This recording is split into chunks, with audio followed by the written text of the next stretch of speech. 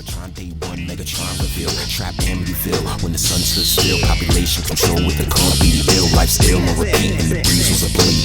Flood the boiler room and the company caved. Six gear flick like guitar picks. Up the hard riffs on that rockstar shit. Hold mic like on ball grip. Give an armchair critic with the arm one bong rip. Did it from your mom crib. Come and get it when it ring on some Pavlov dog shit. No cross the bear, burn Crocs to wear the CrossFit. Got the nerve to stand there and talk shit. Damn near lost it. No fanfare, stand clear, cautious. Too many get here to nonsense. Not enough place out here for the profit. Satire, satires for the fallen obelisk. That's a habit that you didn't learn, and a practice that you couldn't do. Here's a passage, consider taciturn. If you never had it, wasn't yours to lose. Word. Mike Chris tuck blood on the dance floor. Right at that moment, Biggie kicking that door. Mike Chris tuck blood on the dance floor. Right at that moment, Biggie kicking that door. Mike Chris tuck blood on the dance floor. Right at that moment, Biggie kicking that door. Mike Chris tuck blood on the dance floor. Right at that moment, Biggie kicking that door. Bring back on the set. Hit the back up force with it. I had the new record, obviously, that I was pushing, my solo record. But I would put the 3 records on the merch table, and then if anyone asked me about it, and that's when I would tell them. But I wasn't like, it was like real insider stuff, and then when certain people would realize it was the best reaction, like this one dude in Nashville was like, what the fuck is this? He goes, is that Raffi? And I'm like, yeah. And he's like, what is it? What is this? And I'm like, that's the record, it's not out yet. And he's like, you guys and Raffi have a record? And I was like, yeah. He's like, how much? I'm like, it's going for 40 because it's not, it's pretty limited. And he's like, oh my God, done. And he posted on some social about it. And I was like, should I retweet it? Should I, I asked Castro and Steel Tip Dove, I'm like, what should I do? And they're like, nah, I mean, it doesn't matter really. I can't remember if I did repost it or not, but it kind of had started having that buzz. And then my boy in Asheville, he drove from like Charlotte, and he was asking me, he's like, what the and then he grabbed the Obliv one. And then the third one went to some kid who had no idea who I was or Mike Ladd was, but my solo record was sold out that for what I had he was like at the end of the merch line. So he bought the Mike Ladd one. And he was like, I don't know what this is, but I'll take it. So it's kind of funny. It went like the whole spectrum of people that were interested in it. So it was a fun experiment to see. And then like by the time I got to Orlando, I knew I was going to let Trey know that I had something special if you wanted to, check it out. So.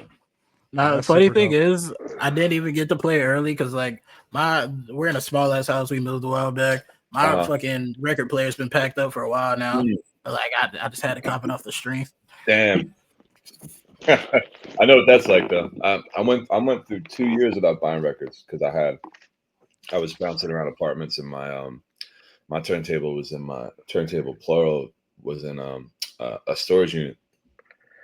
So I missed it was such a good era to have been buying records. But I think the last one I bought and then I had like a 2-year hiatus I bought Save Yourself from Elucid, and then I chilled on the rest of the releases because I'm like, I don't know what I'm gonna do with these. I can't just keep holding on to records. And, if I go back in time, I probably would have got a couple more of those that are now 1,000% sold out. But it is what it is. Word. What's up, Castro? Yo, what's up? I hit record just to hit record. You know how I do. It's just like very loose structure, whatever. But yeah. I guess we'll just make this a conversation, and I don't really, since I started doing Secret House, I don't really do like interviews with people. Sometimes I'll get an artist on and talk to them about like who they are, where they at in the work. But with you two, who are much bigger artists in the space than some of the people I reviewed before or that I've had on before, I imagine a lot of people know things about your work. So I'll ask some questions about that, but I thought we could kind of just ramble a little bit, like talking about records and moving. The worst thing about being like a poor person and moving is like your record collection happens to be probably the heaviest thing that you own, and also like one of the most valuable things for you. So you like when I moved from California to Texas in the aughts. To go put my nephew through high school, and I had 1,000 pieces of vinyl, and most of it was just Goodwill joints, Dr. Zhivago soundtrack and shit like that, just for sampling or whatever. But I left 1,000 records to my man, and then when he moved, he couldn't take him with him either, because only so much fit in the car to move a single person, a young broke kid. And so I lost like 1,000 pieces, and now I've got a couple, I don't know, like maybe 100 pieces of vinyl. But even just bringing that upstairs into my 6th floor apartment out here was fucking tremendous. Like, yo, this is backbreaking work. Brutal. Yeah. I had to leave when I moved a couple times ago. It's like pre-COVID, maybe. Actually, no. Was it? Yeah, something like that. I inherited like a bunch of pieces of this dude who was like he must have been like a house DJ or something, and I didn't really know what half of them were. And so I put on Twitter, of all places, I put like leaving a stack right here, put the cross streets, and took a picture, and it got taken in like an hour. So at least somebody who could use it got it. But I'm like, I can't have all this. Yeah, for sure. That's a good thing about here too. Is like here in Japan, there's such a culture of like having physical art. Like we still got record stores and CD stores. People buy CDs out here. They still buy movies. They're finally transitioning into like streaming, but we got it's called Tsutaya, and you can go there and you could rent a CD and bring it home and dub a tape of it or burn it on your thing, and they're still big on it's like there's a whole section of just Japanese jazz and K-pop and J-pop and all that shit. Like, I know y'all ain't doing no type of renting no more in the States. Do y'all still got Redbox? I remember Redbox. Is that still around? Nah, that shit's gone. Yeah. When did I leave? I left America in 2012, so it was around back then, but yeah. Okay. Yeah. Redbox. We used to run a crazy, we was scamming.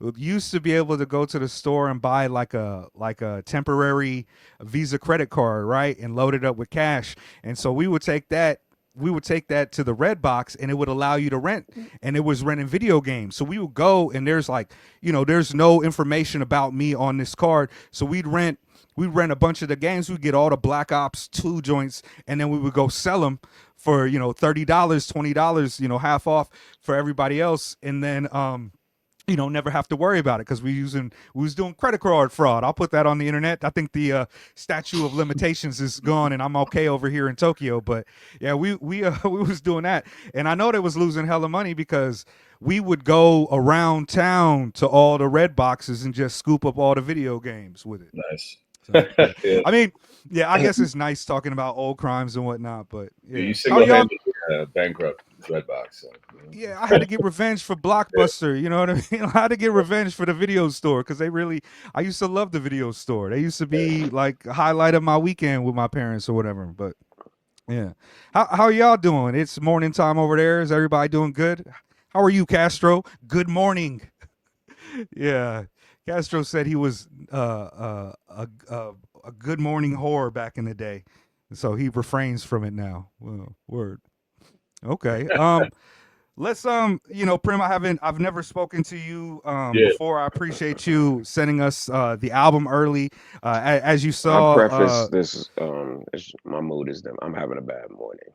My back is pretty injured right now. I woke up with severe back problems. I had to pull the fucking cane back out. It's hard to get around. So that's if I'm like down or whatever. Yeah. Just bear with me. That's all. Hey, I'm with you. I know, one thing that I haven't really, I've only heard it, through your conversations with other people, your health issues and stuff like that. So I just appreciate you showing up, G, and, persevere because back pain and all those things, diagnose, like, yeah, we getting old, and take care of yourself. If you need to, tap out and vamp out, like, Yeah, all I'll be good, good. family. I'll be good for All a little good. bit. So yeah. All right. All right. Yeah. Yeah. Well, let me go ahead and start kind of getting towards the album, just in case you gotta take off soon. But again, like I was saying, Prem, congratulations on the success of your solo album. Yeah. Recently I saw I guess it's like a coda, or just talking about the last 6 months of the album, Yeah. quotes from Pitchfork, the homie Yep. Roe from Rap Music Plug is on there, as Yep. well as all the friends and family and the people and photographs. And I was real happy to have a little moment on there where I could champion your work, because because as you heard on the album discussion, yeah, I really appreciated it, so, as a work of art. So yeah, Yeah. man, Huge. how's that been? How's the reception of the album been? It's been about 6 months now. You're an artist with 4 albums out in a single year, which is a wild thing for Yep. somebody who's such a I would say, like, technical, high level writer. How's the reception on the album been? It's been great. More than I would say more than I expected. In terms of like sales and like I don't know, accolades. Maybe I don't know. Maybe more like the fan experience to me, and the feedback has been greater than I expected. Super grateful for the people who took time to cover it and all that. But yeah, just knowing, talking to the label and everything, we went way, like, we pressed way more copies than we did my last record, and it just it exceeded expectations. I think retail did well. I think my favorite people in the world are the folks that run the little stores all over, and those types of people. Everybody comes to them for like recommendations, So if like the dude in Berkeley, California fucks with you, the guy in Orlando fucks with you, the guy in Manchester, UK, right? Like that's how records kind of really catch fire in a way without a PR machine. Like backwards, we don't have our records aren't we don't hire PR or anything like that. We use the reach that we have individually, and obviously the label owner is an artist who is having a great run, so his word means a lot. But there is no like press email going out to like the Condé Nast arm of the world, right? So if people catch on to it, they catch on to it through us, right? Or through y'all, through people who talk and tell, and then eventually I think that'll still always be the best way records get shared, So I think that it hit that vein, and that was really important to me. It meant a lot to me that happened, And yeah, I mean, beyond what I expected, I was nervous. You can ask Castro. I was nervous. It was a big step up, and I had acquired all these fans from Shrapknel. So now, are they gonna like this? It's not the same, It's a different, energy. So He was being a weirdo. He had a lot less to worry about than he assumed. He was being a fucking weirdo, but he always is when it comes to like his own stuff. yeah, I mean, Yeah. it's a personal thing, Like you make a personal record, and you're like, oh, people don't like this. They're not gonna like why they don't like who I am, then. So, and that would suck, That's all. Yeah. You've been on a crazy run, from like going from Nobody Planning to Leave to Through Lines to the solo to these 3 albums back to back. Like I like seeing like the reaction, like even at the Orlando show, to seeing people being like, oh shit, I'm not familiar with this guy, but like just getting to see like how great you are in real time. Cause like the type of shit you're doing on these tracks, like in my mind, that's the type of shit that take like rappers like life's work type shit, and then spend like years and years on that. But just getting all this output from you just back to back to back, it's wild. Yeah, thanks. So like you definitely got a rapper of the year. You definitely a rapper of the year discussion for this year. I'd be lying if I said I wouldn't want that title, of course. But thank you. Yeah, it's been it takes a long time. It takes years. People want to talk about 10,000 hours. I don't think that's even I don't even think that's half of it. You know, it Yeah. gets deeper and deeper and deeper than that. And the more, you know, there comes a time in people's careers where I think either they pack it up or they really get going. You know, and it, I don't blame anybody for having to end the run, because it's not easy. No one's out there bailing you out. You have to have some sort of lifeline developed to like even have the ability. I mean, Yeah. like the shit is getting harder to make living for everyone, especially in Yeah. place like New York. You know, like I'm even work like it'll appear things they're going well, and they are, but even I'm working other jobs more out of necessity now and than I was last year. But yeah, I think you get the skills and the tools to be able to do this, and then you can streamline it and work faster than you could before when you were younger.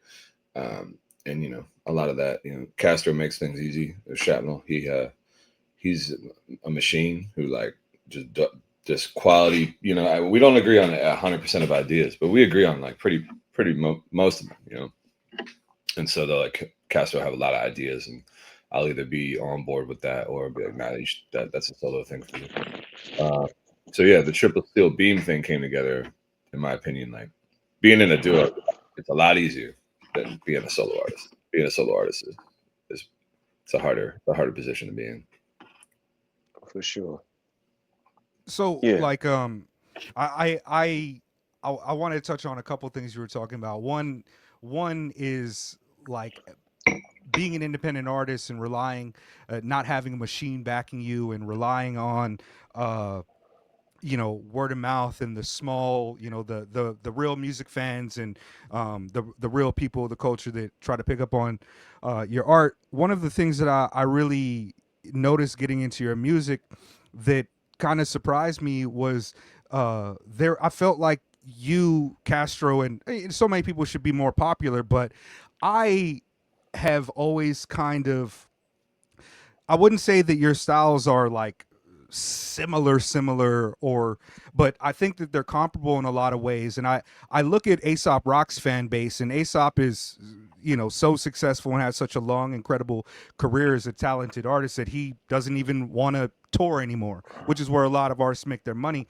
But like the crossover between his fan base and yours and Shrapnel's, I feel like it should be closer and more like, I always tell Cass, I'll see it like an Aesop Rock subreddit post like, who do y'all like? I like Aesop Rock, I just found him, who should I follow? And everybody's like MF Doom, Idea, and it's like, yo, like, are y'all even listening to the newer cats? Like, what? Well, how do you not mention Prem on this? Or, like you said Earl, but where is Castro? Like, where?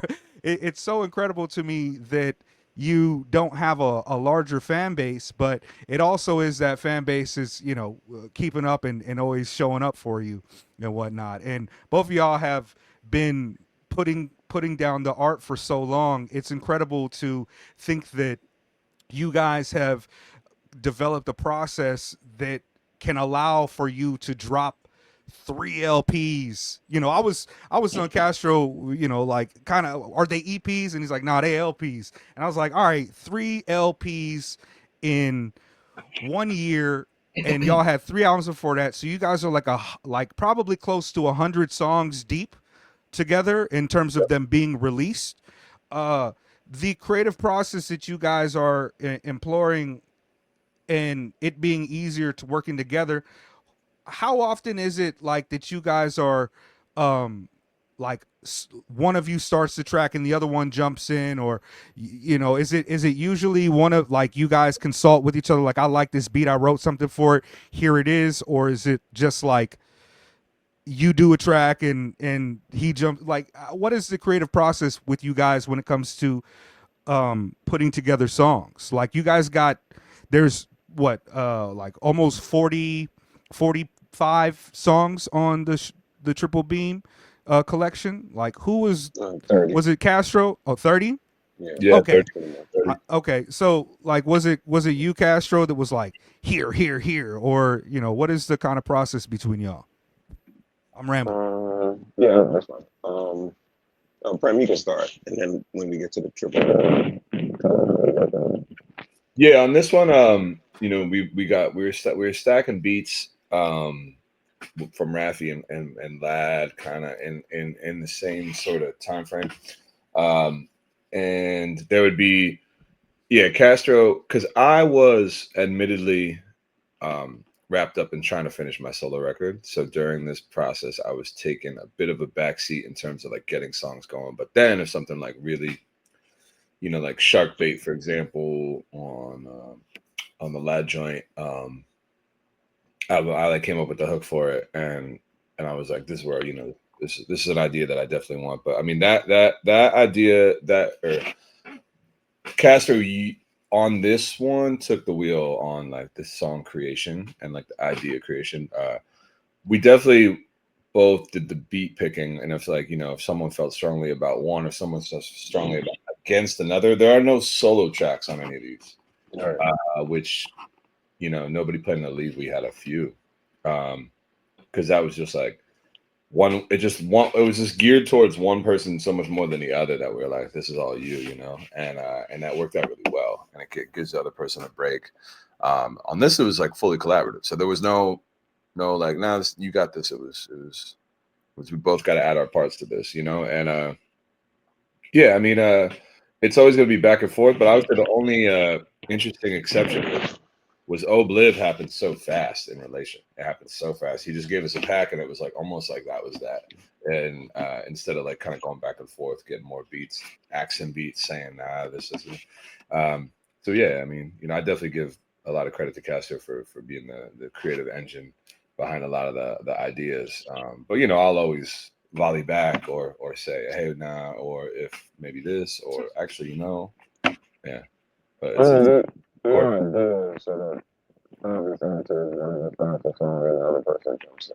That's kind so of. we can't hear you. I can't really hear. Is this better? I could change my Yes, Yeah. headphones. Is it better? All Yeah. right, so we are a duo. So there's only one. You know, the obvious answer is two ways we do songs. One person starts it, another person jumps in. But on this pack, I did take the lead on a lot of first early because Prem was finishing up his record. But like on normal joints, it kind of depends. We will you know, we'll go back and forth with beat selections and things of that nature. And some people, you know, sometimes Prem will start a song or I'll start a song. The success in our working relationship is we have so much confidence in each other's abilities that when one person starts a song, we good. We're off and running. We don't really like, I don't know, like, you know what I'm saying? If somebody feels some way about a song, we just follow the other person's lead. And that might be unique. I've heard stories of people going back and forth, you know, chopping a song, using something else, whatever. But I think we definitely have faith in one another when we start something. And we just go from there. We don't give ourselves any restrictions. Song structure is always like up in the air. We have long verses, short verses, hooks in the beginning, hooks, you know, whatever. So I like, we're not formulaic. I think we've maintained not being that way. So you never know what you're gonna get when you hear a Shrapknel song. And to that effect, that's what we kind of wanted to express with this record, with these records, plural, is we wanted you to see that we can do any style over any beat under any circumstances, anytime. So by showing our diversity, showing our different weaponry and shit in 3 different phases, we hope that was expressed. It's kind of incredible to me. Oh, go ahead, Trey. Yeah, speaking of the song structure, what gave y'all the idea to do like piecemeal, for example, where y'all are both like doing your own verse at the same time? Like, where did that idea come from? Lyrics. So there's this group out of Quantum Projects and Soul Sides. They named Lyrics. It's Lyrics Born and Latif the Truth Speaker. Latif the Truth Speaker. Yeah, Latif the Truth Speaker. Okay, I don't know. That's right. And so they have that. So on their first album, which is self-titled, they rap on top of each other, and the verses are split in each channel. So if you have the right ear, you'll hear. I could be wrong, but you'll hear Latif, and if you have the left ear, you hear Lyrics Born. And I always wanted to do that, so I always kept that idea in the back pocket. I was just waiting for an opportunity. And so me and Prem, we like to do back and forth. So I definitely had the idea to say, oh, we got to do a back and forth on this record. I didn't share that for every other record, but I was like, we should do a back and forth on this record. Rafi style lean into that. His Bruiser Brigade work, a lot of MCs sometimes jump in and out. And then we got to a part. So we did a couple of back and forths. We got to the part. I said, all right, this might be a good. We have like a four bar section. I said, this might be a good to execute this. So I said, all right, Prem, write 4. And I didn't really explain it to him before. I said, write your 4. I'm gonna write a 4. And I said, we're just gonna kind of rhyme on top of each other. He was like, okay. And so he went in first and did his piece, and then I just went over top of him, and I told Dub to split the channels, and then we did the same thing for the second verse. And also just like again, an exhibition of styles with the hook. We went back to what was that double trouble routine, this old we took some of that to make the hook. Even sample a little bit of that original broadcast at the end of the song. So yeah, so like Piecemeal was just just flexing a bit, and I wanted to use the lyric style on my own shit. So I felt like this would be a good opportunity to do it on some Shrapknel shit. That's a classic track. I Yeah. remember the first time I heard that, I was blown away. Were you familiar with that with that song before you did this one, Prem? Yeah, oh, your mic is off. Yeah. Oh no, it's still off. It's yeah. I can't hear you at all though. Yeah. I'll let you troubleshoot it. Yeah. Hello. Not now. Yeah, that joint. Go ahead. Yeah. No. No, there we go. good, Yeah. You back. You know what? I think my phone jumped onto it somehow. That was weird. Anyway, all right, we're good now. Yes. Yeah, that particular song I was not familiar with, but I do know the lyrics Born, Quantum, like that crew. Shadow is part of it too, right? Yeah. Mm-hmm. Yeah. He did Shadow. Yeah, Style Masters for sure. Flow Masters. But yeah, I guess that I like that connects to like a larger point that I definitely wanted to touch on is that like there's a lot of homage being paid, like throughout. That's like our whole career too, though, but I think like if people dig, and follow the breadcrumbs, they're gonna find like a whole lineage. Like we're talking about Double Trouble. Like we're going, we're making all types of connections. So I think that's super important to understanding like what the mission statement is really, and like the fact that tapping into like kind of, I wouldn't say 3 generations, but 3 different eras, of beat making, who are all, should be just as relevant as they ever were today or whatever. So, Yeah, it's phenomenal how easily you guys settled into all of these 3 different beat makers and the different varieties that they brought on each project. There's a lot of songs on here that don't sound anything like any of your previous work.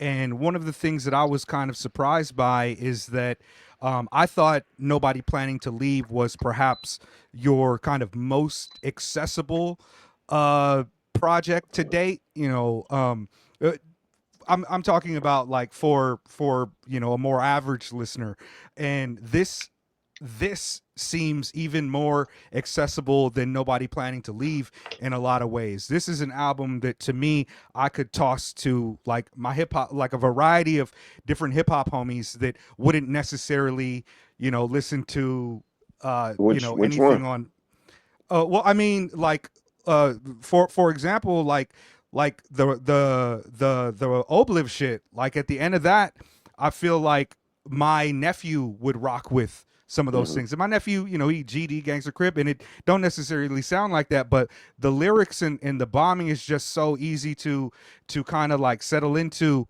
And the Raffi album has these elements that I think that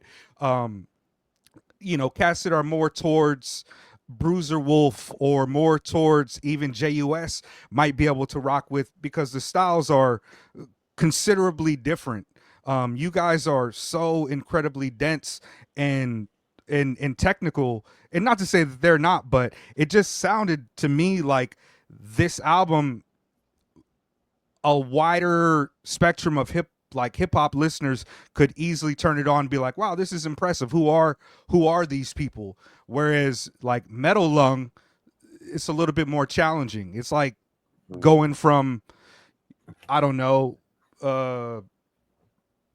Company Flow to I'll Sleep When You're Dead, that has some more of those like more independent indie rock elements to it. You know, Trent Reznor's on it or something. And you guys managed to do that on this album while crafting things with 3 generations of artists and also bringing along all of these new collaborators with you. You guys, it was just incredible to me how you guys, I don't know. Did you guys, as you were making it, did it feel like it was different from the previous work, or just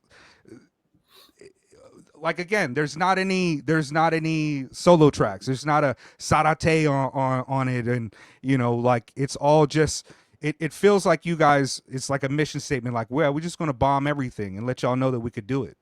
Did it feel more accessible to you than other projects? Yeah, I think Armature to me did. It was us challenging ourselves and like making like styles of songs that we're fans of, but we never quite made. I think, you know, like we can do that. We can meet you there too. And I think it was a bit of that, but also like with Raffi, that process is pretty automatic. Like it was just happening quick. And I don't know. I don't know that we set out to make anything accessible. We kind of set out to like just splash over Raffi's stuff, you know, and like we're big fans of him, and you know, and I guess I would say the Lad joint is kind of more the succession of the solo records of Shrapknel than the other two, in a way where it's like it just sounds a bit more like the style we've done, a little bit more experimental, and you know, that's Lad. Lad has an entire career to back up, you know, that kind of style, so that felt more to me like the lineage of the solo records, but I don't know. And none of them to me feel like they were in a competition of trying to one up Nobody Playing to Leave or trying to, I don't know. It just, the 3 records to me exist as their own thing. And they're obviously, it's a doubling up our output in a way, not including the EPs we've done, but it, I think it was a challenge, and like something. Obviously, I'd like to also state we're not ever going to do this again. Never again. I will never do this again. Ever consider this. Yeah. The logistics behind it it seemed smooth and easy because we had to kind of make it that way, but it was it was not the easiest of tasks. God bless these producers that did make things easy on us. You know, things can be a lot more complicated. But they were easy to work with, but but I don't know, the term accessibility, people have said that to me, you know, friends, you know, you have to have a few friends in your life that don't really listen to your music. Yeah. So you can get it honest. Whether it could be your girl who loves you dearly, but sometimes it's like I don't even know what's going on with you, but some of these records were like I could show this to my mom, and I don't think that we've ever made a record like that before. You know, I think Lincoln Continental stood out to me from more like a hook from the hook work. I feel like there's a lot of the choruses on this catch, like the fucking if the good Lord willing and the creek don't rise, I might listen if I will. Like a lot of it is just like it's like ear candy almost, which I felt stood out. Trey's internet be messing up sometimes. Okay. Yeah. But we could go off that. Yeah. Well, I think Raffi deserves credit. He's back. Raffi deserves credit for the beats. We didn't hear you, Trey. Yeah, Trey, you cut off. You cut out. Yeah, finish your point. Damn. All right. Yeah. Fucking internet tweaking. But yeah, like I said, they stood out from like a hook work perspective, which I feel like kind of builds off the strengths from like Metal Lung. I feel like y'all put a lot of emphasis on song structure on Metal Lung and like having like more bridges and choruses, and I feel like that carried over to Lincoln Continental. just from a song perspective. So like that one more so than Armature, I feel like I could just like pass to somebody and they just like acknowledge it as like really dope raps, as opposed to like some more obscure shit. But I feel like from an execution perspective, like a lot of rappers do the consecutive release shit, and a lot of it starts to blur together after a while. But I think y'all did a good job, like giving each project its own identity. Because like if y'all really could have like, if you wanted to, you could have just like dropped these across like a couple of years, and they all stand on their own merit. But the just it attests to the fact, the skill level that you guys can just like make 3 different lanes almost and like thrive in all of them. Appreciate that, Trey. Yeah, It was suggested for us to spread this out over a few years. It was suggested for us to put each one on different labels, just to hold out. So we had multiple suggestions, but I think what was good was once me and Prem kind of made up our mind, we're like, no, we want to drop all 3 at the same time. And I've always been psychically incepting this idea to Prem. I've always kind of wanted to drop 2 albums at the same time, but mine goes into more of the mind fuckery of it. So if I get interviewed about it and you ask me about songs on one record, I only act like one record exists at one time. So when you ask me about it, or if you ask me about each other record, I don't know what you're talking about. I can only talk about the record you're asking me about. So it would have this whole string. But anyway, I didn't see Prem's just hearing about that first now. But I definitely had in my mind, I want to do a DMX fan. DMX in the game. Yeah, that's crazy. Yeah. Billy Woods fan. And Woods will tell you the idea is crazy, but Woods has dropped 2 things in a year, twice now. So don't let him fool you. He's experimental as well.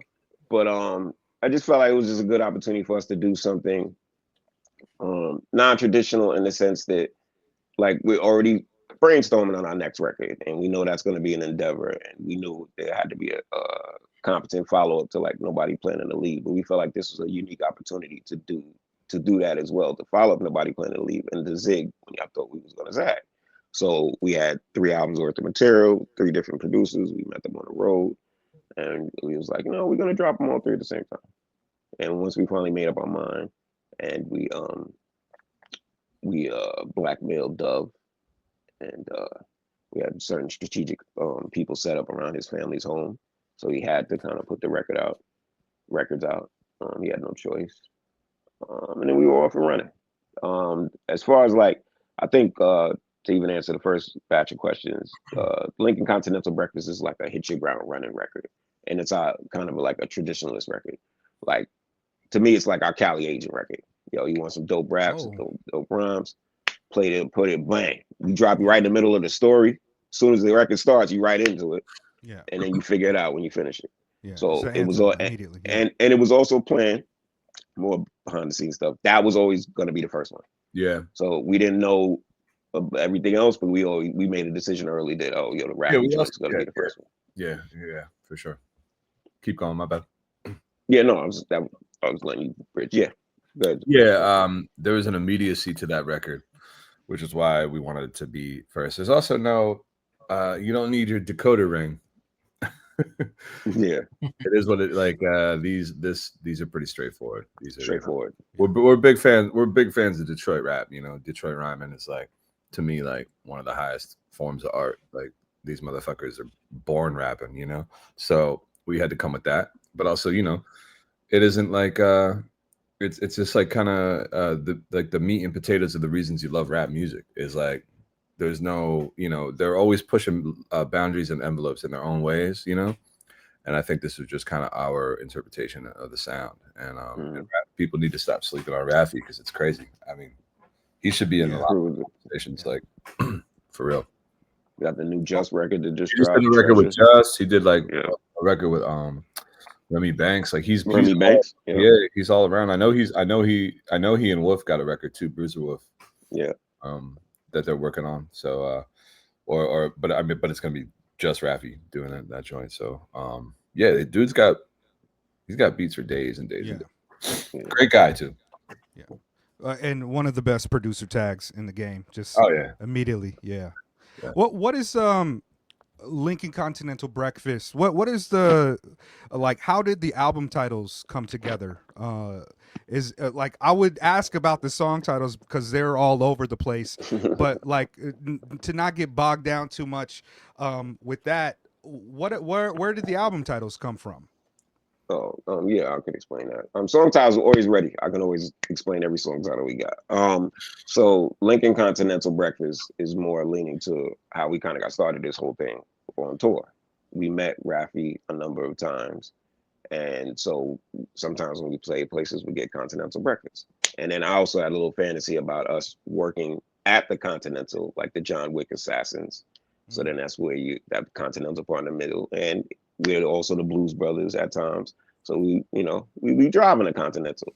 So I just felt like just putting it together is a nice little turn of phrase, and also hopefully get more Continental breakfasts because it's one less thing to worry about on tour.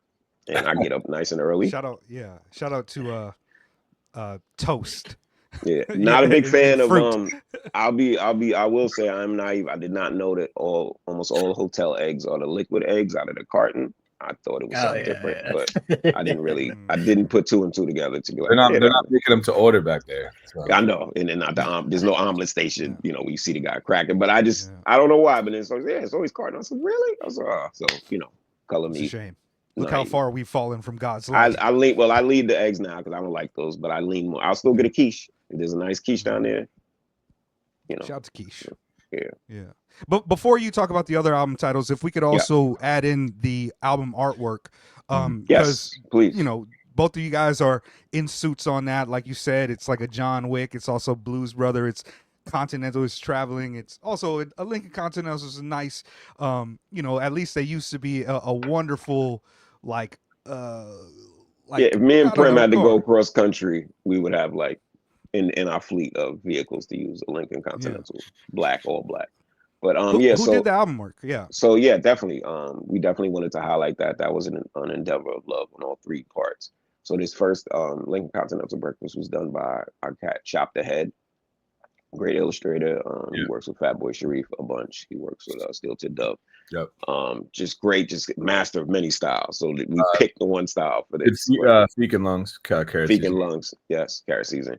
And so this is one of the styles we picked. And I just described to him that I just wanted, kind of mayhem and carnage, and we're the last two standing, kind of with a Lincoln in the picture. Put Raffi on the fire escape, smoking some big smoke, because that's what Raph's known to do. And next to our version of the Continental.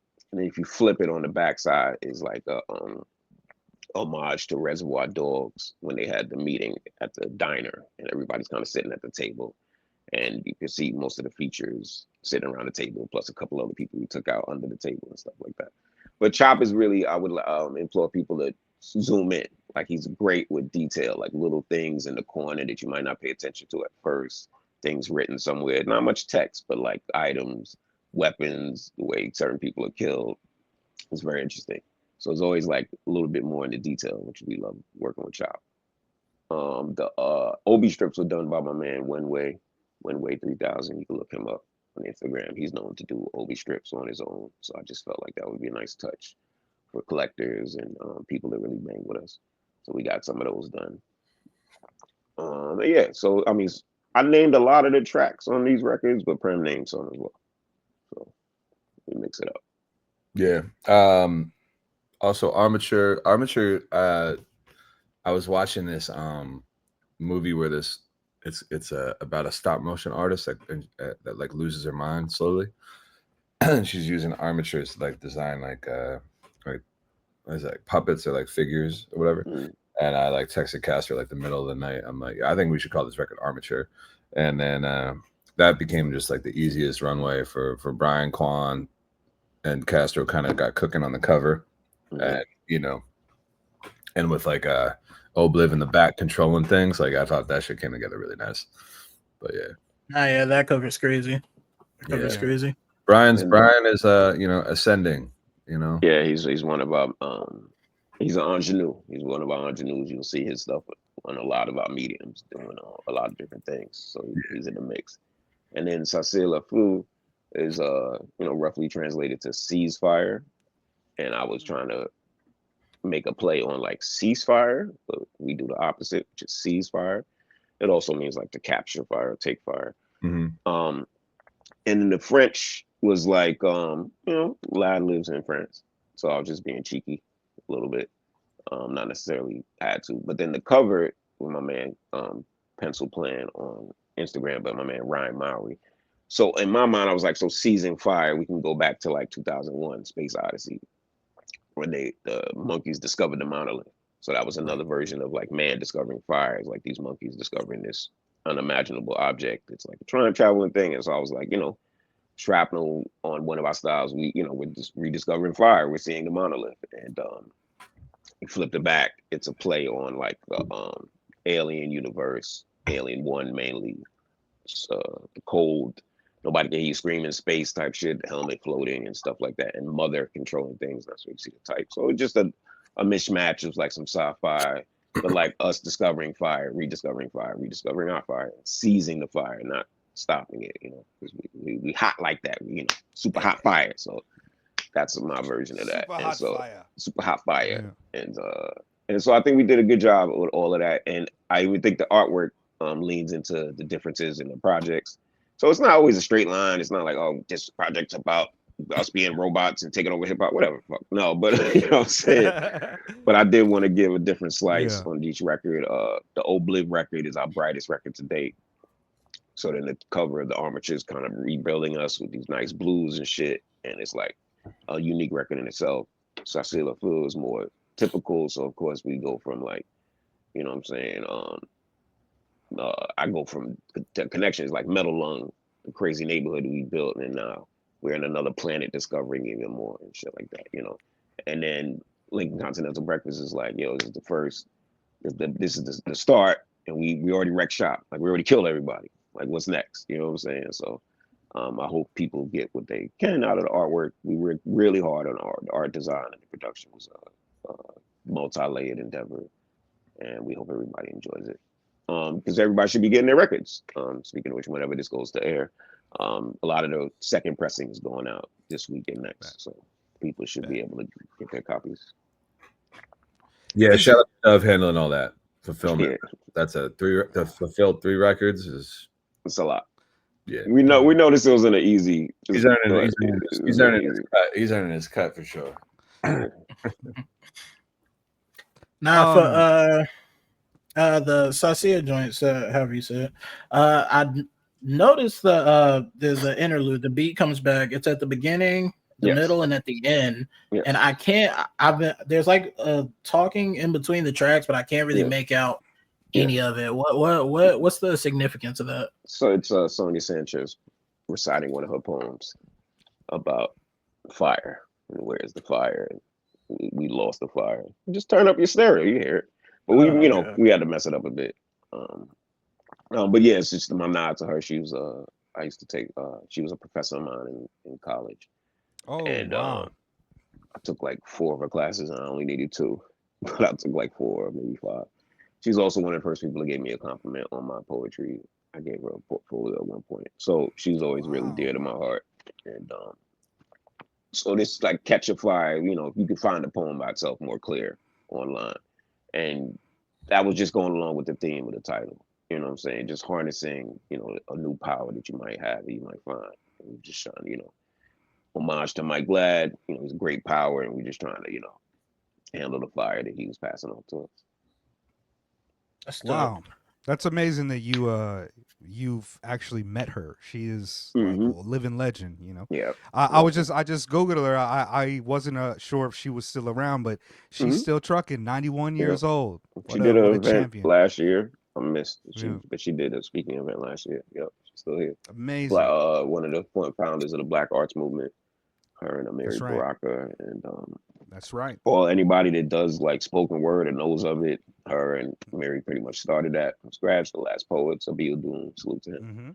And they started this version of poetry, speaking very kinetically, taking nods from improvisational jazz and things of that nature, and original and old bebop styles, and bringing it to the forefront. So anybody that likes a poet that's loud and speaks haltingly and zigzags how they speak, you can give it up to those 2 people. Absolutely. I also enjoyed that on the Mike Ladd you had Gyroscope on there. Yes, sir.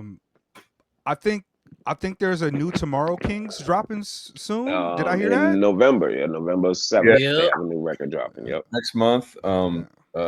Yeah, Buenaventura Records is putting that out, and that's a homie from Zurich, Switzerland. So it's a Okay. extended family affair. Both ways, yeah. Chicago's Yeah, finest. that's amazing. Yeah, that's amazing. I at first when I saw it, I was like, "Who's Gyroscope again?" Because I just hadn't really heard anything. You know, like They put out a like great I'm record too. yeah. When I went back and did, you know, was like I was doing the knowledge on it, and I was like, "Oh shit, Tomorrow Kings." Okay, well that's amazing. I didn't know that was, you know, that was them. Um uh and it's just good. You guys pulled in so many amazing artists into this besides just the producers. Was there anybody that you guys were trying to get on the record that just didn't make the final cut, or Was there? anybody that you would have liked to have on the record that was busy? Or because you have Big Just on this shit, you know what I mean? Yeah. Mestizo, Dose, it's littered with Yeah. you know, Jesse the Tree. It's littered with some of the most amazing artists of all time. And yeah, is there anybody? I think we got what we wanted out of that for sure. I think. Yeah. I think maybe if we had it our way, we would have had a Fat Ray on the Lincoln Continental. Yeah, we did want Fat Ray, but didn't line up this time around. And yeah, we were also kind of in the like, let's, if it happens, it happens. If not, we're not gonna.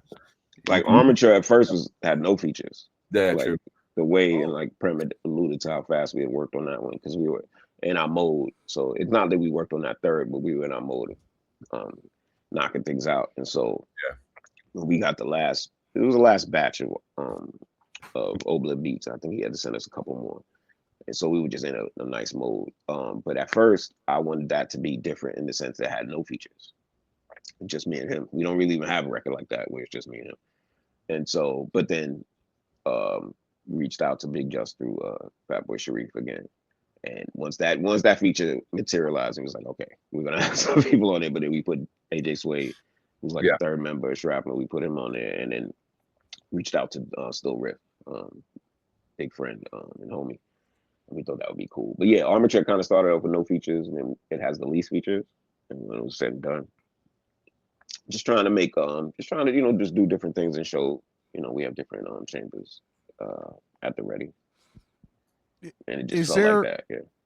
Is there any particular song on this project that you felt is just like a high watermark in you guys combining and coming together, or is it just like every song is, high fives all around? Or was there? No, there's a lot. There's actually there's a lot of to me, I think there's a lot of tracks on here that display our skill work in numerous ways. Like I think there's a lot. But Prem, you can start. I think there's a bunch. Yeah, I mean, I think working with someone like Just is important to like our spirit and, kind of creating closing the loop on some things. I think they're going to continue to happen as our career goes on, and their mile markers and checkpoints and all that sort of thing. But I think the fact that we also have Suede on that track, it's kind of like just, it's just acknowledging a lot of history and future at the same time, which is something that they were part of. They were part of bringing the future to the present back then, and while paying homage to the past. It's all very, cyclical, and it's got to continue to be, high water marking. Yeah, I don't know. I think I'm proud of some of the stuff on Armature that just I wouldn't. 3 years ago, I wouldn't have picked some of these beats even, I would have thought maybe they weren't the sound that we wanted or that we were trying to achieve. But then when I heard them in this light, I was like, no, this is what we need to, this is a feather that we need to have in the cap, is to be able to do this too, and then I know that we always could, it was never really a matter of could we, it was more a matter of do we feel inspired to, or are we willing to, So yeah, I'm proud of that. Armature to me was the biggest swing in like, do we connect with this? Can we connect with this side of, because yeah, I don't know. I thought we ended up hitting that one too out of the park. So Okay. Yeah, talking to folks, Armature definitely seems like the standout for most people. And I feel like the production, it's like the production is very pretty in a way that like we don't hear you guys over often. Yeah. So I feel like it really let the lyrics breathe in a way that like doesn't usually happen. Thrift Ultra was really dope to me, like how Castro started it, talking about like the fucking classic cartoons and like kind of naming off how they're like the ways they were all kind of problematic. Yeah. And I don't know, the whole Armature feels like it has like a really nostalgic element to it, just from the But here's production and the the kind of stuff you guys are talking about. here's the irony of the whole thing. It's like, definitely eye of the beholder, because we did get that reaction, but then I found a website that tears Armature apart. Like, they don't like it at all. Prem, I'm gonna show you. It's they hate it. What And- website is this? Yeah, I'll send it to you. But like, there's a lot of joints. Like, they were rating Armature based on the other records and comparing them, and I don't think that's fair to anything. And then there's also people that think that Lincoln Continental Breakfast is our best record, period. So I just think, what I'm saying, it's very interesting for people having different opinions. It is interesting. It is, yeah. We met a producer last week that like can't believe we did something with Mike Ladd, because Mike Ladd has never really produced a whole record for anybody like that outside his own stuff. So they were very impressed with that. So I was more surprised about Mike Ladd working with y'all than Raffi. Like, it just seemed like perhaps Raffi could work with y'all, but Mike Ladd was a complete left curveball that I didn't expect, even though he's like in very close proximity to the lineage of art and the people that you guys work with. But yeah, I think that my favorite songs are on Armature, but as a whole, I perhaps like the Lincoln Continental Breakfast most to just throw on and jam to the whole thing. But and I like, also, as far as High Water, like, I think maybe like, I don't know, Prem, what do you think? Resurrection Bully. I think Yeah, there's like some really good writing on there. Yeah. And then like, because there's different reasons. So that, but then also like on Lincoln Continental, I think Blade Opera comes off really well. And just in terms of like how the record is paced, and we give people a little break with that. I mean, strings and shit. I had such a good time, like, before any of these records were out, just like walking around, just like changing up what I wanted to hear based on my mood. And yeah, I mean, no, I never did the full shuffle, y'all. I didn't put all 30 in plus the shuffle, but I would listen to a record at a time. I don't know if Prem did the same thing. Yeah. I do that now, but when it came out, I kind of was bouncing around, depending on what I wanted to hear. But yeah. I know y'all are brothers and have been, going through this rap thing together for years now. How competitive are y'all with each other? Do you ever every once in a while, do one of you get like a verse from the other and be like, oh, I got to rewrite my shit now? I gotta change something about this, to level it up a little bit, or, I'm not gonna let him get over on me with that one. Is there like that level of competitiveness between y'all? To be honest, we don't work that way. It doesn't really do like that. I think we definitely, you mentioned brotherhood. We are definitely unified in like, yo, we got to write some high level shit. Like, we'll come at it like that on both our ends, and that might come up differently because we're just different. So it's like, I don't think there's a tangible way for me to hear Prem verse and say I'm gonna top that, because I kind of write very differently than him, and vice versa. So like, we always find strength in it. You can give us the same exact topic. We do this ourselves, but if you give us a song, you give us the same exact topic, we will write about that topic, and these verses will be inherently very much different than each other. And we've always kind of had that approach. Now, if we willingly want to borrow each other's styles, we'll do that when we're doing back and forth. So we'll be like, okay, this is the, but even still, like, yeah, I think about songs me and him have, and I know we're writing about the same exact thing, and it's no way, it's not going to be the same at all. So, so the competitive, like me and having to one up my brother, it doesn't really come up that way. The most things we're competitive for is like beats. If there's a beat switch, we might want to rhyme on the other person's part. Yeah. Okay. Yeah. Sometimes I'll be like, why did you get the better? Like, and then sometimes I'll be like, Prem writes barless, right? In terms of like, he writes till he's finished. I write in very strict bars. So there are times where Prem has a lot more lyrics on a song and I'll feel some type of way. But that's pretty much it. But it's not going to change because I'm only going to write my verse. He's going to write his. You know, that's what we're trying to tell y'all the magic. I will get mad if Prem has 38 bars and I have 16, but that's how it's going to be. It's not. It wouldn't be the other way around.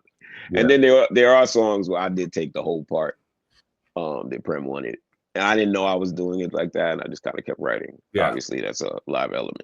A live element, I kind of overwrote. I overspent. I was not supposed to write that whole section. He was supposed to be on there.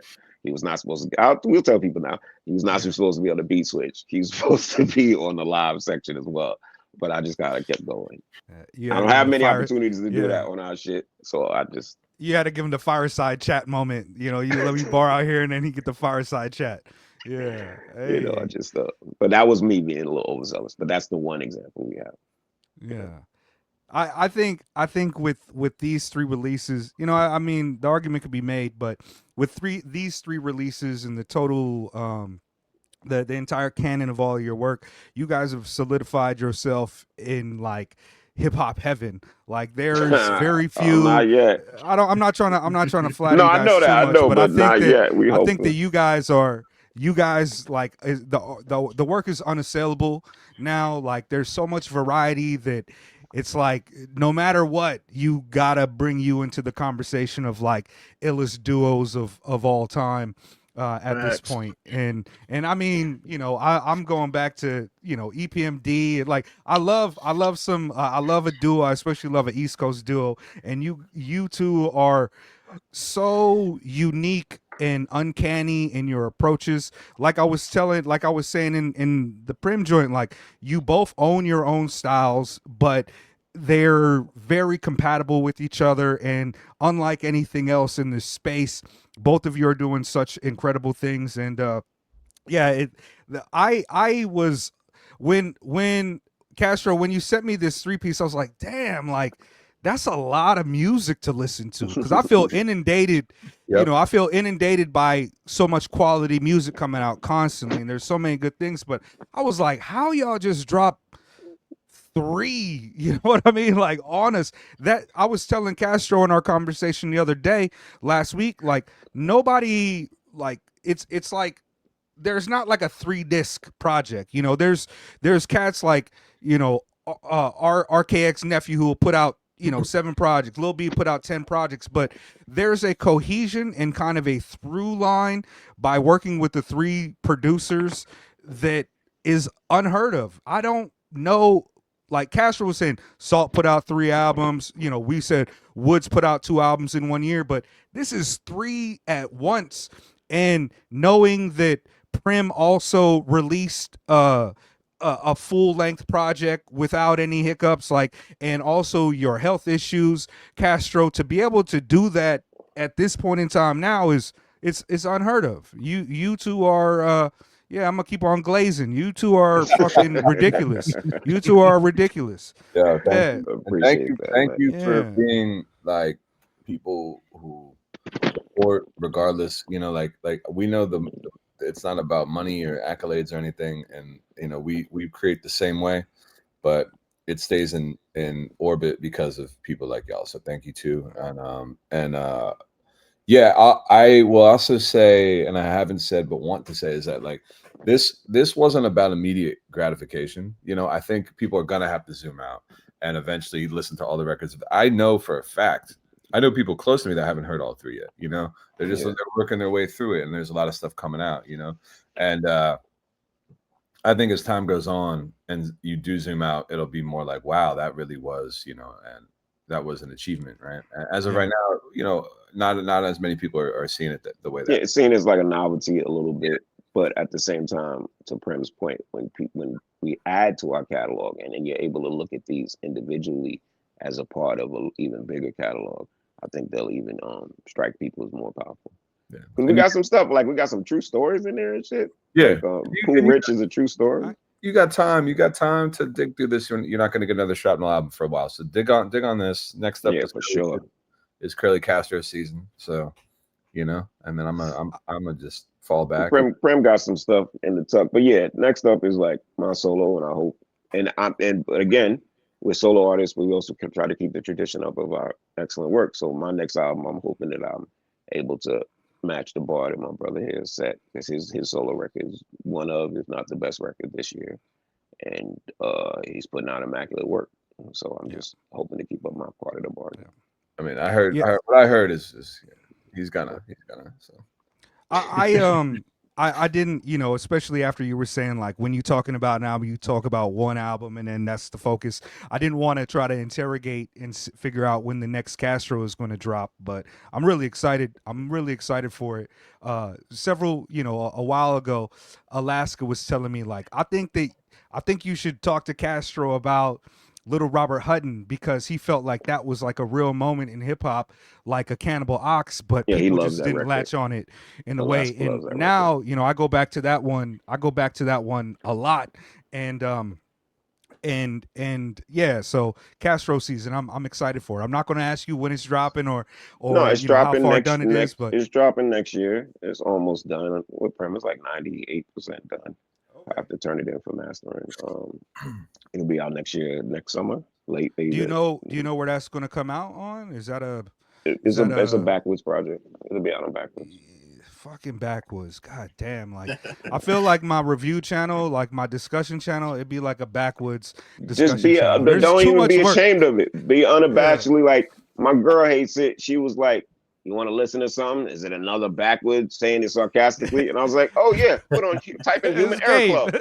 No, type in Human. I didn't even get to get. I said type in Human Error. We have it. Yes, we do have another one. And then next month we'll have some more. And and it's funny because she abhors it because she thinks that's all I listen to. And so what? Yeah. But it was funny. She asked, "Do you have another one?" I was like, "You know what? Yeah, we do." And then we were making a trip. If we got through that, we went right to game and preservation. Right. So I mean, it's unapologetic. She loved that one too, right? Yeah. Oh, she was. Yeah. And so like, I don't think we have to be ashamed at the quality, because it is a high watermark to what we were talking about earlier. The label, you have to be ready. You got to be ready, and you got to be willing, and you have to be ready to execute. And there's no shorts, no half measures on the album, on the label at all. I don't think they ever do. I don't think he ever will. You know what I'm saying? This is like Wood's ultimate expression. Like, y'all can really be happy. He makes amazing records. He is the best MC out there right now. But this label, he doesn't talk about it much. He really gets busy. Like, it's really a great endeavor and a great act on his part. I think even by objective standards, if you put the catalog up against any of the great record labels, underground or mainstream, the level of quality and the consistency there's a discussion to be had. There's a discussion to be had with any single one of them. And I think when it's all said and done, in one way or another, Woods will have a great triumph on his hands. Yeah, I don't know. Even knowing him the way I know him, like, I still don't understand where the drive and the ability to balance comes from. I know we literally watch him change in person to different. Bro, there was, sorry, I've known.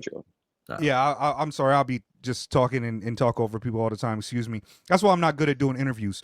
But Trey's like, hell yeah. I've known KDI for I've known Kiki for like 20 years, and for Kiki to come back, you know what I mean? Like, there for that is just astonishing. Dose One, I've been a fan for, 2025? I've been a fan for like 27 years of Dose One, and he's on there. And on top, like, those are two classic, great, generals, or whatever type of honorific term that you want to use for an MCs in this culture. And they've got, not only do they have albums on Backwoods, they have incredible albums on Backwoods that don't falter or change in any way. Castro just went vertical. I'm still here. I'm here.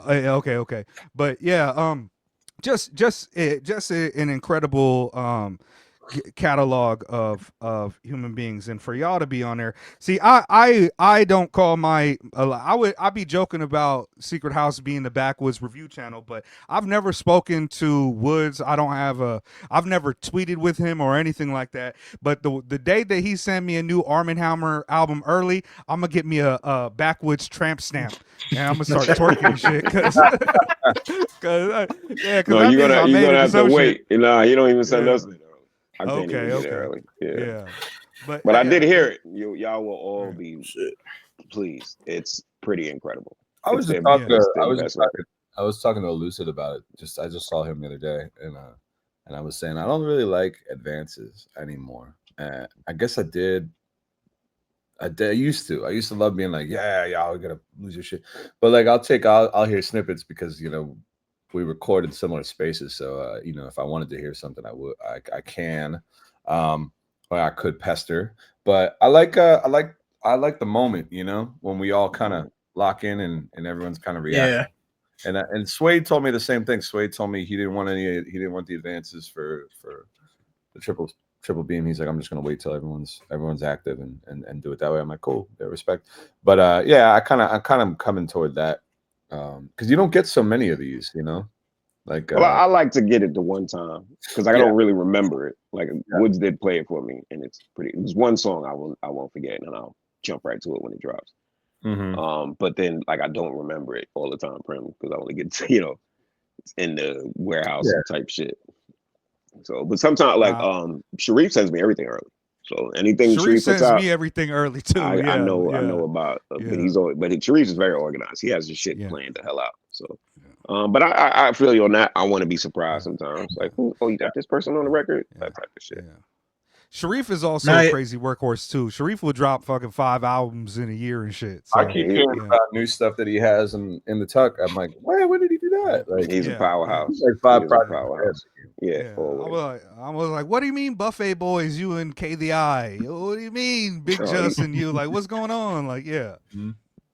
Trey, what you were saying? You about to say something? Yeah. Nah, speaking of how prolific the label has been, I think it's crazy the way, like, the connective tissue of it, where like there's younger people like me who are able to like get into like everything the label has to offer, and just linking up with people like Mega, who's like, this dude's my senior over here, but like the Backwoods music in a way has like connected so much of this community, and even like it's grown my appreciation just for rap in general, because like discovering Shrapknel, I was doing my homework years prior, got into Mobb Deep, got into Cannibalox, then stumbled upon Shrapknel, and it just feels like the lineage of just rap in general. It appreciates in like the label's output, because it's there's a lot of connective tissue there.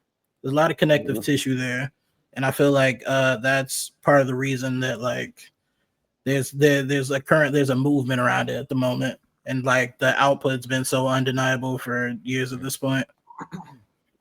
Yeah, like I mean, you'll be surprised how many young Woods fans there are, considering how cerebral he is and how dense some of his stuff is and historically relevant. We have plenty of fans that there's one fan in particular that I always admire. There's this kid that got into his stuff that made his mother bring him to the show because he needed like a chaperone at one of those old ages or something. And now she's into the music, and she's been into Woods for like multiple years now. And the kid is now like 18 years old, and we knew him when he was like 15. He's like a Woods fan, and there's no way he kind of should be. He's still in high school. He hasn't even encountered some of the literature that might help you decipher some of what Woods is saying. So that's just admirable. And it's all ages. It's not necessarily we're against anything else. It's not like you can come in, pause. You can enter us at pause. You can you can fillet pause. I'm just gonna say it. There's many entry points for people of multiple ages. It's not an ages thing. I think with our label, you don't have to be. It's not a academic thing. You don't have to be so learned to get into it, because and then if you come to us, we can give you Lincoln Continental Breakfast. It's just if you can hear and talk, bang, you can bang with this. You don't need to know any referential material whatsoever, regardless of what my verses do. You'll catch up. And I think like, and what to Prem was saying, I think that's some unspoken, especially about Shrapknels. We're very referential in this stuff. If you dig and you start digging in, do your archaeologies to it, you'll find something that references fucking Chubb Rock from back in the day. You'll find something that references an old Fat Joe, not the new Fat Joe. We love Fat Joe, but there's some old Fat Joe shit. That Joey Crack Fat Joe, yeah. You know what I'm saying? There's some things that reference Paris, and I hope that what you do is like, oh, that's what they meant, and then you go check that artist out, or that's what they're talking about, and you go look that thing up. We always, you know, that's the point of some of it. But when I do my referential shit, it's not just to be like, oh God, he could pull up a movie in the third act. I want people to feel that scene or whatever I'm referencing. So if I mentioned Shireen from House Party, she was in the projects, and you had to run from a block back to the car. Like, you know what I'm saying? Think about those things. Think about when you're watching the movie, not just the movie. So that, you know, that's, so point being is, we leave these little gems in there. We're very purposeful and direct. It's not a lot of fluff. Going to see Elucid live is a spiritual experience. And now that he had John with him there, it's even, you know, the deaf are mostly intrigued by the drum. So I think people should just tap in. It's good for their hip hop spirit. It's good for their hip hop health. And I think you'll be better for it. And you can argue with a lot of folks on Twitter about it, because there's plenty of them that want to shoot us down. I don't do that. I don't do Twitter. I disabuse myself from all y'all ravenous disavowed himself from the tweeters. I gotta disabuse myself from that because I just can't handle it. The world is too much already. And then I gotta listen to rap music all day. It's like you putting me in all types of different spaces. But Trey, he got a Blue Sky account. You know what I'm saying? Don't play me like that. Nah, in the group chat, fucking Trey and Cozy was like, "Yo, here goes the login for the TikTok if you ever want to use." I'm like, bro, are you fucking tripping? I swear to God, he's tempting. He keeps that tab open. Trey. He got that tab open. He keeps just in case he want to take a glance. Look, I'm nosy. Man. I remember when the Discord be going at us. I'll be trying to find ways in. I'm not in all that. I don't know it much. I'm not good at Discord. I apologize. Or I'll call our coach at Discord. I'm working on it. I'm trying to get better. Yeah. I gotta apologize too, because it'd be in America, it'd be like morning for you, but for me it'd be like midnight. I'll be at the bar, I'll be drunk, and people be waking up like, "Yo, what is Mega on? Is he just a fucking maniac?" Last time I talked to Mega, he was slowly but not slyly trying to get me to freestyle rap with him. Wow. He was like, I promise I want to talk about it. We didn't get it. I kept fighting it. He's like, "Yo, man, I think freestyle is coming back. What you think of?" So he talked about it first, and then I was like, I didn't want to say it to him. It's hard to freestyle in these mediums because there's latency. I'm telling you true. There's latency, so the beat might be behind what you're saying. So it's it's a bad medium to try to do it. Well, you do it when we come out, whenever we get out to Tokyo. When we get out to Tokyo. Oh my God! If y'all get out to Tokyo, we'll be outside. Maybe put a little redacted in the air and keep it quiet. No, like for you, I kind of. I every time I get on social media and try to figure out some shit, I'm just realize I don't need to be there. Today I was looking at Jay Electronica and his Discord. He had people having to make like 45-second videos doing a rock symbol. He was telling them he need all they like. It was weird. He went from like 200,000 followers to 22,000. It's like I don't. Like a lot of this stuff is just not for me.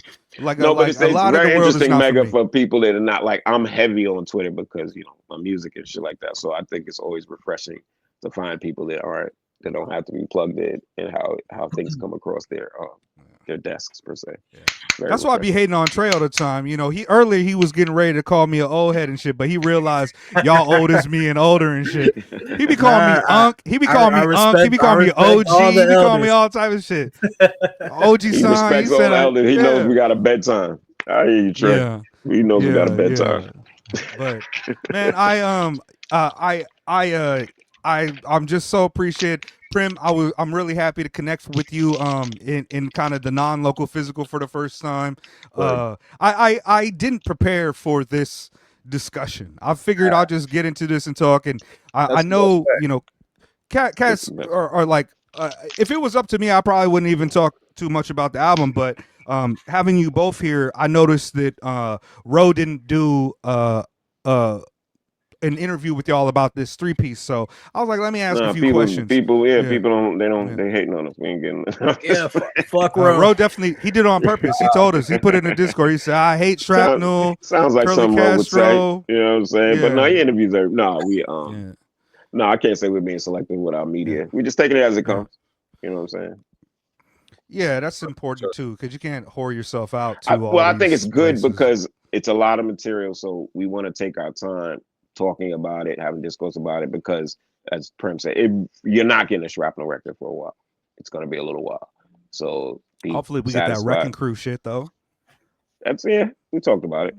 Yeah, we did. Yeah, but I always feel like Sedale should have got way more buzz. That is that record's crazy.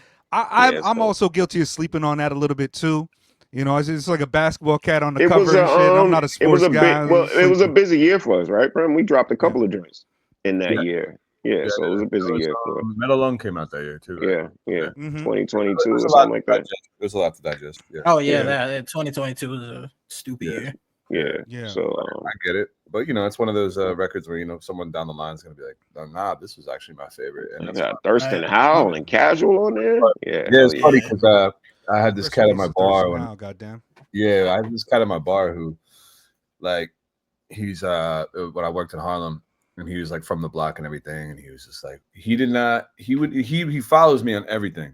He did not react to anything I've ever done until he comes up to me and goes, "Thurston Howell the third." Yep. Man, he's like, I used to boost low with that cat and like all this stuff. That's what made it. That's what qualified us. So finally, I'm like, now I'm valid. All it takes is a Thurston Howell. Had to work with Thurston. Skillionaire. So, I was at a bar in it's called Shimokitazawa. It's like a little area outside of like Shibuya here in Tokyo. It's a really dope area. It got a lot of vintage clothing. It used to be doper 20 years ago, and everybody got old.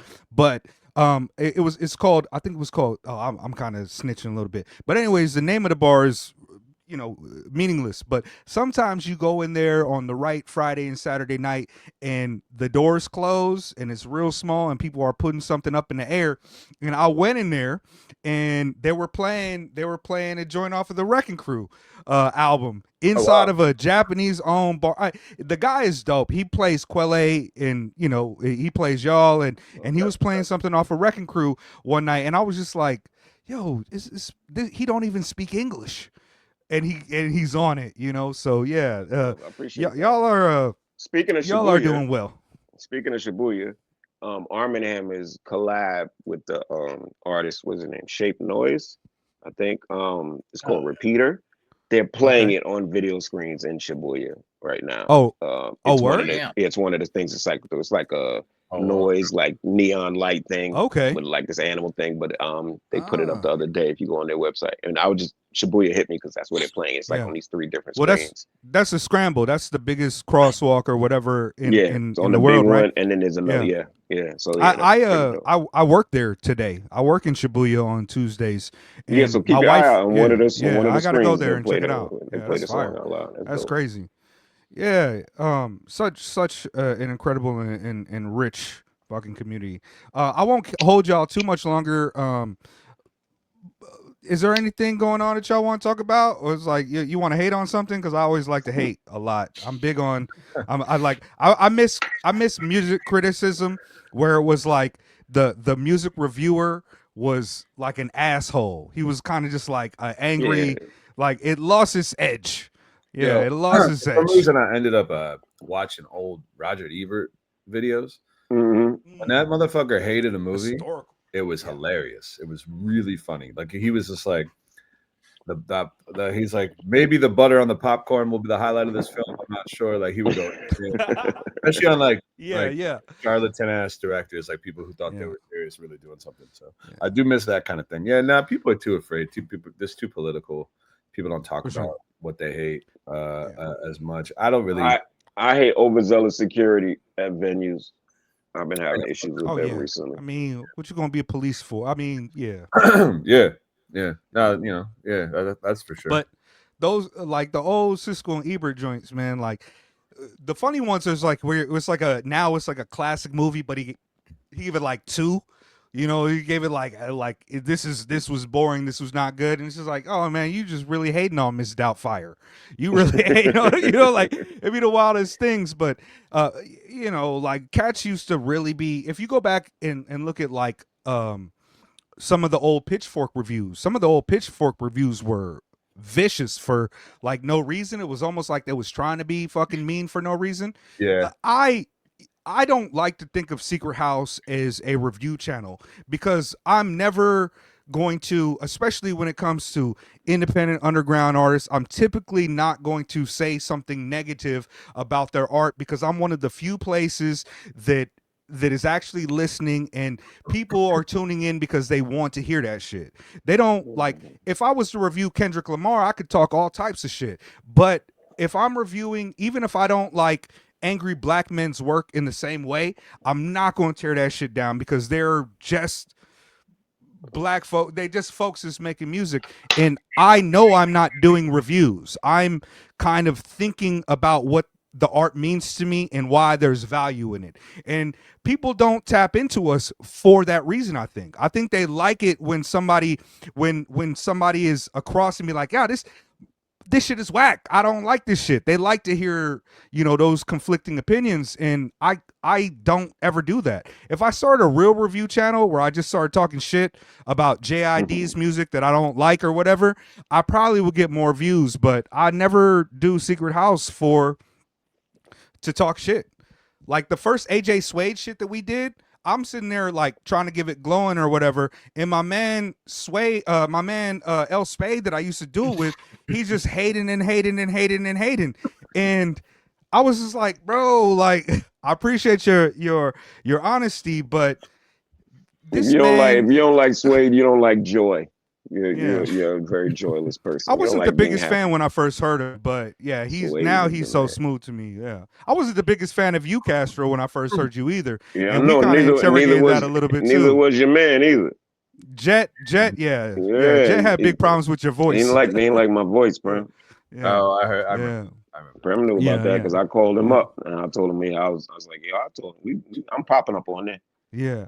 I heard somebody sent me a clip from the call out culture, and in the beginning he was like, yo, who's those one cats that be talking about music in Japan, in Tokyo and shit? Oh yeah, that's right, Alaska, them. You gotta get me onto them. You gotta hook me up with them. And I was like, oh shit. That's why Jet was mad, kind of, because, you know, Jet was just kind of like, oh shit, Castro's gonna fucking shit on me when we get on. I just wanted to talk about it, man. I wanted to talk about it. I did that. Like, you're not the only podcast I did that with. Another podcast had they were making aspersions that they heard my shit weren't too favorable, but then heard that I was sick and then changed their mind. And I said, oh no, we're not doing that. I don't need no petty. You weak for that. Yeah, I don't want no petty. Like, make your opinion made. My condition shouldn't have anything to influence you on if you like my shit or not. And we talked through it. But I went right at called Prem on that too. Prem knows. Prem the first. Prem is usually the first. Prem the first person you go to when I'm about to do a attack or something. So Prem will hear it. He'll talk me down. Talk him off the ledge a little bit. He'll talk me down. He's like, which one of you is the most like brolic all the time? Like, who get angry more often? Who got to calm down more often? I think my anger is more rare. So when it happens, it's jarring. If anybody bothers me, Prem gets very upset. Now, if anybody bothers him, I get very upset to the point that they don't even know that I'm the one upset. Like, I'll find somebody say something about Prem that have nothing to do with me. Prem is more like specific. Yeah. My pop off is very, very limited. You know, it doesn't happen very often. And when it does, I think people start to get like a little like concerned. What's next? Prem, you're a New Yorker too. I know you living out there now, but are you like born and raised New Yorker? No. I've been here almost 20 years, but that's more New York than most cats. Yeah, he's a transplant, but yeah. But it's become at this point I've seen a lot of people kind of like come and go out of the scene, and seen some people that took a minute to really get their stride. One would be Cavalier, who I just saw this weekend. Ooh, okay. Is he back out there? I thought he was in like New Orleans. He's in New Orleans. You know, he's born and raised in Brooklyn, so he comes a lot, and he's got a lot of people here. Obviously, we got some mutual friends, me and Cavalier. My man Nelson, my man Nelson was a painter. They close, they cool and shit. Yeah, Cav is he's There's a lot of 6 degrees of separation with people in Cav. Yeah. Oh shit! While it's on my brain too, Castro, I wanted to ask you if you know my man Tracy Jones. He put out a project on Uncommon NASA shit a couple years back. Yeah, too. he did an interview with me. Okay, along like maybe A like while ago. 2018 or whatever. But yeah, I think he did an interview with me off of Tosh. Tosh. Maybe, Yeah, Tosh. I want to say, that's my a man. good He used to interview, be out too. here for a minute too. Okay, Yeah. I thought you did know him. I didn't know if it was personal because I know he used to live in New York and he used to be close to Woods. He knew Woods from another job that Woods was doing back in the day. But yeah, my man Tracy Jones. That's I heard I was listening back to the Rap Music Plug podcast interview that y'all was doing when Nobody Planned to Leave came out, and y'all was arguing about dumplings and shit. And he was like, yeah, Queens got dumplings, Queens don't got no dumpling. Yeah, he was like, you know what I mean? Like, y'all was arguing about Chinese dumplings and shit. And I gotta tell you, like, I live in Ikebukuro, which is central Tokyo. It's the 3rd largest station in the world, is my station. I'm 5-6 minutes from it. And we are the fastest growing Chinese community in Japan. We got Chinese folks all over the place, all around the place. When y'all come here, I know y'all New Yorkers think y'all got it all, but when y'all come here, I'll put y'all onto some fucking dumplings. All right, we'll see. Trust. Well, that's for the challenge. Yeah, trust. But it's different. Like, Chinese food out here, it ain't like no Panda Express. We don't got no beef and broccoli. We don't got chow mein. We don't got none of that shit. We got like real Chinese food. You order a piece of chicken, sometimes it come with a face on it and shit. Like, it'd be a whole beak with a piece of chicken. That's But yeah, I'm excited to put y'all down on Trey eat all types of beakless chicken. Pigs. Sure, I gotta ask. No, I don't do. They be doing the chitlins and shit down here. I can't do none of that. I know that, crazy shit. You grew up on that shit. Nah, my homegirl outside house, she wanted to know the hook on Dadaism 3, where you go wah da da dee dee da da dee dee da dee day. She feels like she knows what that's from, but she can't point it out. Did you interpolate something specific there, or? Yeah, it's let's see, is it? It's not Dizzy. Who's the other horn player with the big cheeks? Louis. Yeah, I think it's something I got from Louis Armstrong.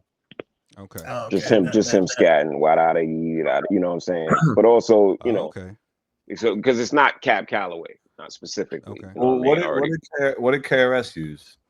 I thought it was KRS when it could be straight from KRS, but I always think about Louis first. But it could. I think it's KRS, but I might have slowed it down because KRS did. What song are you thinking of, Prem? I think you're thinking of Boogie Down Production. Boogie Down Production. Yeah. Yeah. I didn't even pull it all the way back to a Dizzy or Cab Calloway. Like I thought it was I know it through KRS. Yeah, a little bit both. I probably mentally is KRS, but also I was thinking of like 9 Milli or 9 Milli Go Bang. Maybe not. I don't know. No, that's Oh, I don't know. I gotta think about it. I can't. So the answer would be Boogie Down Productions, I think. Okay, yes. You're right. That would be the answer. You got a couple questions, right, Trey? A couple people asked questions. Let's go. Or I got some too. I remember I didn't take questions from anyone else. I got outside house. You already asked titles, so I'm chilling. Okay. Okay, for both of y'all. Maybe I asked you this before, Castro, the first time we reviewed, but all right, let's go to another one. Favorite Aesop Rock album. Because Prem, if I'm not wrong, I feel like one of the first times I heard you speak, not on a rap album, was on the Lineage of Greatness Call Out Culture episode where you guys were talking about Aesop Rock, and if I recall correctly, you were expressing a lot of adoration and appreciation for Aesop, and Aesop has been my favorite MC for 26 years, probably. At least in the top 3, shifting for 26 years. So, favorite Aesop Rock album. Man, that's a tough one. Or just any Aesop Rock talk I'm happy with. Yeah, for sure. I mean, my introduction was pretty early on. I think I caught when not Float, but Labor Days. Labor Days. Yeah, Labor Days. But here's the thing. It wasn't Labor Days. I was sleeping a little bit. It was when the Daylight EP came out. Yeah. I got that Blueprint joint on it. I went back to Labor Days, and then I went back to Float. So, like, you have that. I had that affinity for the Daylight record or that Daylight EP. But what's on that? Like Pocket Full of Nickels. Pocket Full of It's got the Nickel plated Blueprint joint on it. pockets, Okay, Blueprint. yeah. and it got like Forest Crunk, I think. The secret Forest joint Crunk is the beat, right? Yeah. Oh, secret- one Okay, of yeah. one One of four. Yeah. was crazy. But I mean, I guess like artistically, I really like where he went with Skeleton later on. But Skeleton is the one. the early ASAP. When I say early, I don't include Float in this statement, but I would say Labor Days and Bazooka Tooth and the EPs around that time were kind of my favorite version of him. But I like the way where his production went in Skeleton, and he kind of got his own. He really got his own style there. But yeah, I mean, I don't know how technically you could ever say that someone has been better at putting words together and flows together than he has. I mean, obviously, best rapper, that's a different conversation. I don't know that I could give that to him, but I could give, like, as far as a word play expert, who could ever beat him? You know? Yeah. He's good at everything. Yeah. The simple, the complex, the philosophical, the braggadocio, everything. Yeah. Yeah. I love Ace.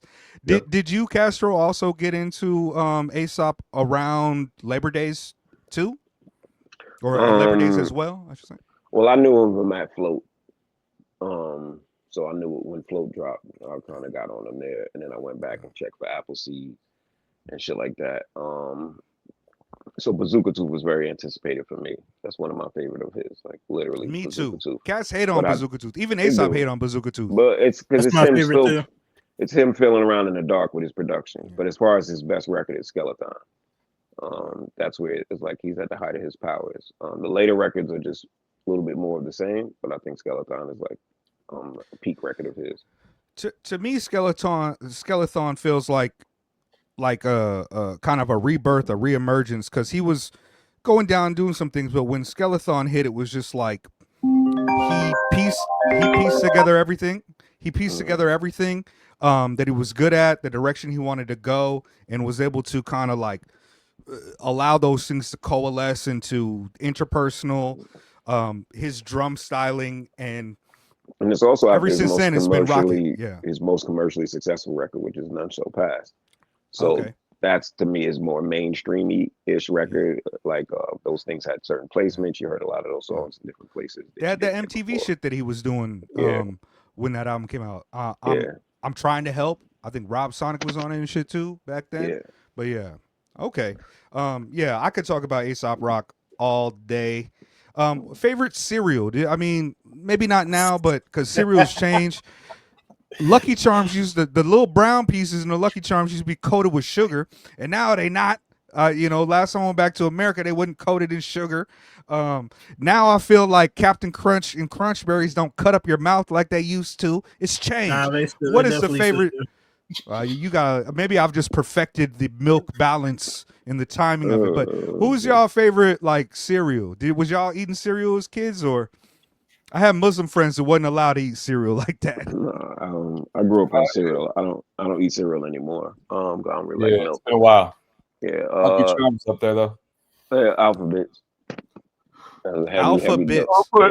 Heavy alphabets in the house because it was my compromise. My mom didn't let me do a lot of the super sugary cereals, and she was buying it. So alphabets was like my compromise, and I would just douse it with sugar. So, okay. Yeah, that was my. Hey, shit. Real quick. Tomorrow, we're doing the podcast tomorrow. What's up with the minutes? We're doing an Arm & Hammer song bracket, and I had people submit their favorite songs. And what song would y'all submit for like the best Arm & Hammer song to go on a bracket? Great question. Dust Jacket. Okay. I literally, that was the first thing I typed in, but like not enough people entered it, so it's not gonna be in the bracket. But I definitely Dust Jackets is that's incredible. That song, that's a lucid masterclass. Incredible song. Dust Jackets. I'm not the best with song titles. Let me just look at some of this stuff. You would probably pick King Tubby or the one about football. What's that one? Well, those are both from Shrines. What's the football one? Because that's when Woods goes to fuck off with his football first. What is that one? I could tell you. He had a Jeff Skin, something. Was it called something Skin? Slewfoot, right? Slewfoot, yes. Oh, Slewfoot is the joint with Andrew Broder helped produce that joint, I think too. I do love What did you say? My favorite. I mean, I'll always be a little Slewfoot. Off Paraffin. I'm always gonna put Dead All up there. Yep. That's one of them. Crazy And song. that's Smalls. You know, gotta give them. Yeah, it's a crazy song. Crazy song. No Maybe Days Off on Paraffin is my shit too, though. Oh yeah, it's crazy. Yeah. But Hunter August on Paraffin, Fanon? VX on Paraffin, Hunter, they got joints on there. Yeah. Cloisters is a really good song too. Dead Money. If he holler is crazy to me too. Yeah. I mean, this is the problem. It's like every album got at least 4 or 5 that can feasibly. But then be are you your not favorite. being honest when you don't just say Stone Fruit? Like, are you being dishonest with yourself? Or when you don't to be say honest, Dubs. I think yo Trey. What about Touch and Agree? Stop, Agree. Oh, jeez. Nah, I'm mad at the votes low key because like some Touch of and my Agree favorite. is But me and Prem, we're Arm & Hammer Lifers. We'll go. What's the soup joint, Prem? Shark fin soup. Shark fin soup. That live shark fin soup is the perfect epitome of raw Arm & Hammer. When they used to do shark fin soup, and others in the know that knew, we would do the hook with them, and nobody else knew it. It's just a crazy hook. That's one of their best hooks. Shark fin soup out the trunk. Too short. So this is the top 8 they voted. So we got Furman Tapes, we got Fanon's Ghost, we got Stone Fruit, we got Charms, we got Doves, we got Falling Out the Sky, King Tubby, and Trauma Mike. That was the top 8 most voted. Trauma Mike. I'm glad King to be honest, Yeah. the one that I'm not, the one that I'm kind of disappointed it is there, but I knew would be there was Falling Out the Sky. That's just like it has 8 million views on YouTube. Mine was Dub. Yeah. But it's a great song. It's a lazy Earl verse, but it's a great song if you go with the Lucid and Woods verses. It's really good. You know, that's one of the reasons got so many views too. There's that Earl crossover there. Yeah. And I think that's kind of why I'm hating on it a little bit, just because the numbers is inflated. Decent I like verse, the song. though. It's a decent Earl verse. If he spit it faster, it would come on better. Not saying it would fit with the song, but what he's saying is not too bad. Like Behind My Father's Eyes, I was like, oh, that's pretty good. Yeah. But he was just definitely on it. I think I got to cut out because I got to get ready for work. Okay. But, But Prem, thank you for tapping in and joining up with us. Castro, you as well. I know you're having a difficult morning. I appreciate both of y'all. I champion both of y'all, and hopefully we could do something like this again at any time. If y'all ever want to just link up and talk hip hop or something, let me know. Me and Trey's here for it. We here for it.